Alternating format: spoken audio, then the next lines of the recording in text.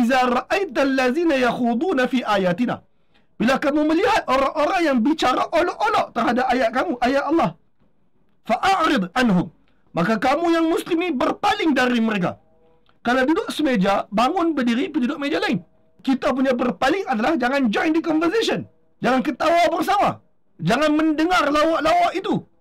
Itu namanya a'rid, berpaling, yang dikehendaki dalam ayat ini. Berpaling terus ke?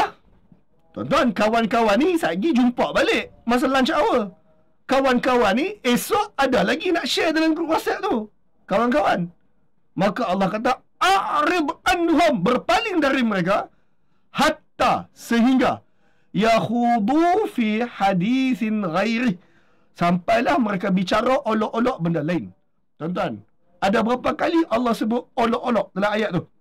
Yakhudu 2 kali. Hatta yakhudu fi hadithin ghairi, berpaling dari mereka sehingga mereka bicara olok-olok tentang topik lain. Kali pertama Allah sebut olok-olok, orang ini mengolok-olokkan apa? Agama. Ayat Allah, agama. Kali kedua dia olok-olokkan apa? Selain daripada agama. Soal yang lain selain daripada agama.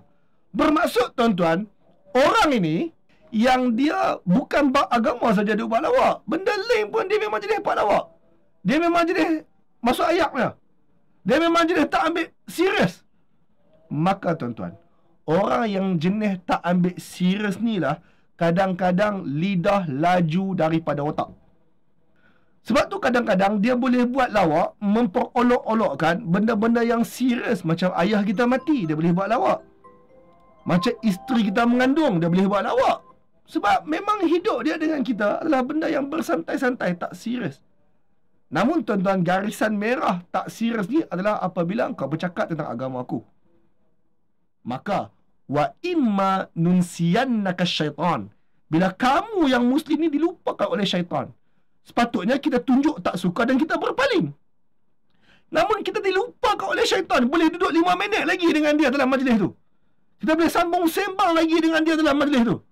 Fala taq'ud, kamu kena berdiri berada. Ba'da zikra ma'al qaumiz zalimin, setelah kamu teringat duduk bersama dengan orang-orang zalim tu.